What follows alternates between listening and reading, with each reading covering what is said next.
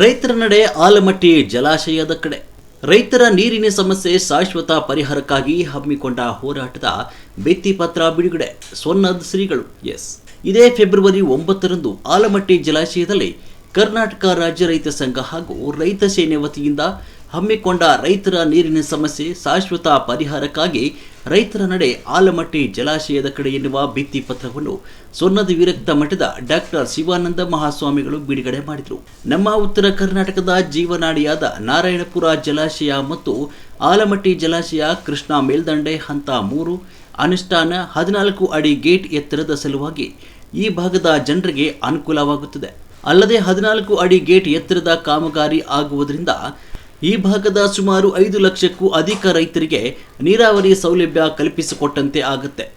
ಈಗಾಗಲೇ ಮಳೆಗಾಲವು ಸಕಾಲಕ್ಕೆ ಬಾರದೆ ಕೈ ಕೊಡ್ತಾ ಇದೆ. ಅಲ್ಲದೆ ಅತಿ ಹೆಚ್ಚು ಮಳೆಯಾಗಿ ಬೆಳೆಗಳು ಹಾನಿಯಾಗ್ತಿವೆ. ಹೀಗೆ ಒಂದಿಲ್ಲ ಒಂದು ಪ್ರಕರಣ ನಡೀತಾ ಇರುವುದರಿಂದ ರೈತರಿಗೆ ತುಂಬಾ ತೊಂದರೆಯಾಗ್ತಿದೆ.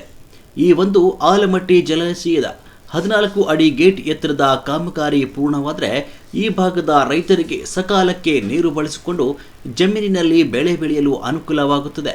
ರೈತನಿದ್ದರೆ ದೇಶ ಅಂತ ರೈತರ ಹೆಸರಿನ ಮೇಲೆ ಪ್ರಮಾಣ ವಚನ ಸ್ವೀಕರಿಸುವ ಶಾಸಕರು, ಮಂತ್ರಿಗಳು ರೈತರ ಬಗ್ಗೆ ತೀವ್ರವಾಗಿ ಗಮನ ಹರಿಸಿ ರೈತರ ಹಿತದೃಷ್ಟಿಯಿಂದ ಈ ಒಂದು ಕಾಮಗಾರಿ ಪೂರ್ಣಗೊಳಿಸಿ ಅನುಕೂಲ ಮಾಡಿಕೊಡಬೇಕು ಅಂತ ಮತ್ತು ಇದೇ ಫೆಬ್ರವರಿ 9ರಂದು ನಡೆಯುವ ಹೋರಾಟದಲ್ಲಿ ಕಲ್ಯಾಣ ಕರ್ನಾಟಕ ಭಾಗದ ಎಲ್ಲ ರೈತರು, ಪದಾಧಿಕಾರಿಗಳು, ಮುಖಂಡರು ಹೆಚ್ಚಿನ ಸಂಖ್ಯೆಯಲ್ಲಿ ಭಾಗವಹಿಸಿ ಹೋರಾಟ ಯಶಸ್ವಿಗೊಳಿಸಬೇಕು ಅಂತ ಜಿಲ್ಲಾ ಕಾರ್ಯಾಧ್ಯಕ್ಷರಾದ ಸಂತೋಷ್ ಗೌಡ ಜಿ ಮಾಲಿ ಪಾಟೀಲ್ ಹಂಗರಗ ಬಿ ಪತ್ರಿಕಾ ಪ್ರಕಟಣೆ ಮೂಲಕ ತಿಳಿಸಿದ್ದಾರೆ.